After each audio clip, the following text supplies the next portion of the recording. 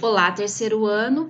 Hoje, na nossa aula de Geografia, nós vamos precisar fazer a leitura do texto da página 89 e 90 do livro Currículo em Ação, Ler e Escrever. O texto é São Paulo, o impacto da imigração na cidade. Após a leitura e compreensão deste texto, vocês irão responder as questões A e B, lá da página 91. Acompanhe comigo a leitura do texto. São Paulo, o impacto da imigração na cidade. A cidade de São Paulo foi fundada em 25 de janeiro de 1554 pelos padres jesuítas Anchieta e Manuel da Nóbrega, quando construíram um pátio do colégio que fica bem no centro da cidade. Na época, era uma vila, mas cresceu muito até se transformar numa grande metrópole, uma das maiores do mundo. Foi em meados do século XIX que se iniciou o movimento de imigração, quando o governo favoreceu a entrada de grupos de pessoas vindas de diferentes países, como alemães, italianos, japoneses, árabes, judeus, portugueses e espanhóis, dentre outros. Em São Paulo, o governo direcionou os imigrantes para o cultivo do café no interior do estado, pois na ocasião era o principal produto da economia. Na cidade de São Paulo ficaram os imigrantes que não eram lavradores e tinham outros diferentes ofícios, tais como sapateiros, marceneiros, alfaiates, costureiras, tecelões, construtores, comerciantes. E desta forma começaram a povoar a cidade, formando vários bairros nos quais prevaleciam diferentes grupos. Os alemães e ingleses formaram o bairro de Santo Amaro e do Brooklyn. Os japoneses, o bairro da Liberdade. Os italianos, os bairros da Mooca e do Bexiga, atual Boa Vista. Os árabes, a região da 25 de Março, no centro de São Paulo. Os judeus formaram o bairro Higienópolis e do Bom Retiro, atualmente dos coreanos, e assim por diante. Os italianos influenciaram a gastronomia e invadiram São Paulo com suas cantinas, com pratos deliciosos das mais variadas massas e vinhos, com as pizzas e músicas italianas ao vivo, que deixavam um ambiente alegre e prazeroso.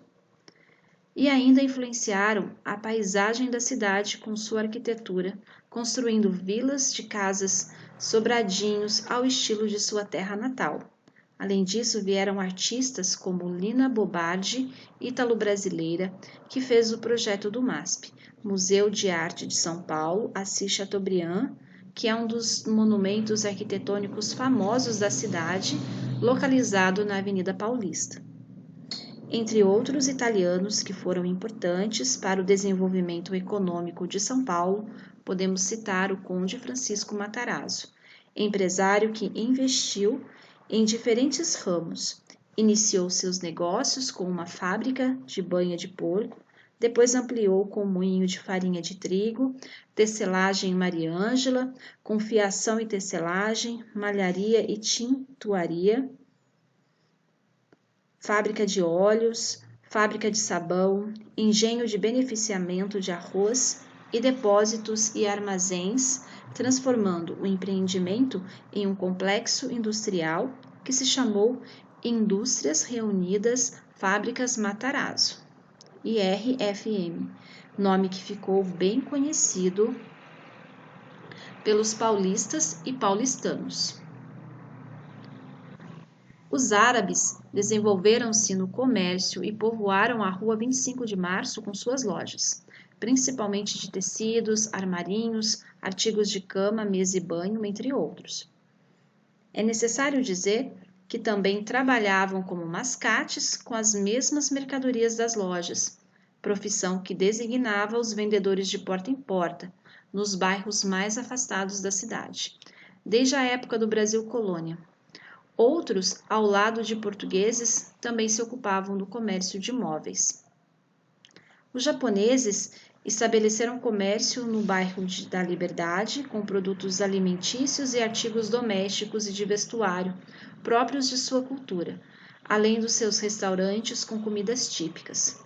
Os judeus se firmaram na confecção de roupas femininas e masculinas na região do Bom Retiro, em particular na rua José Paulino. E outras famílias de imigrantes criaram empresas e ajudaram dessa forma a movimentar São Paulo, como o Moinho Santista, fábrica de tecidos Tatuapé, do mesmo grupo, a Orion, fábrica de pentes e botões, dentre outras. E assim, São Paulo se tornou um grande centro comercial e gastronômico. Com tantas indústrias, ficou conhecida por seu parque industrial. Dessa forma, a cidade avançou na economia, enquanto sua população crescia, atraindo pessoas de vários cantos do país, como dos estados do Sul, Sudeste e Nordeste, e do próprio interior do estado, que em sua maioria trocavam o trabalho na lavoura pelo trabalho nas indústrias e comércio de São Paulo, com promessa de prosperidade e de uma vida melhor na cidade. Os nordestinos contribuíram principalmente na área da construção civil dos edifícios. E mais recentemente vieram ainda bolivianos e peruanos, que trabalham para a indústria de confecção e têxtil. Mas à medida que a população da cidade foi aumentando, houve necessidade de mais moradias, que avançaram para a zona rural de forma desordenada. Sem espaço ou terrenos vazios, houve a verticalização da cidade. Primeiro ocorreu no centro da cidade, onde foram aparecendo os arranha-céus, e depois prédios residenciais que substituíram as casas nos bairros. Com o progresso, houve a necessidade de outras providências para tornar a cidade viável para a população. A malha viária da cidade foi se ampliando com muitas ruas, avenidas, viadutos e túneis para dar vazão e condições de locomoção na cidade ao grande número de carros e veículos de todos os tipos. Seu crescimento trouxe para os paulistanos alguns problemas: a poluição, os engarrafamentos no trânsito, as inundações e outros. Contudo, com a contribuição de todos os seus habitantes, paulistanos imigrantes, migrantes, São Paulo chega ao século XXI como uma metrópole com mais de 12 milhões de habitantes e um centro econômico, financeiro e cultural de destaque no Brasil, na América Latina, América do Sul e no mundo.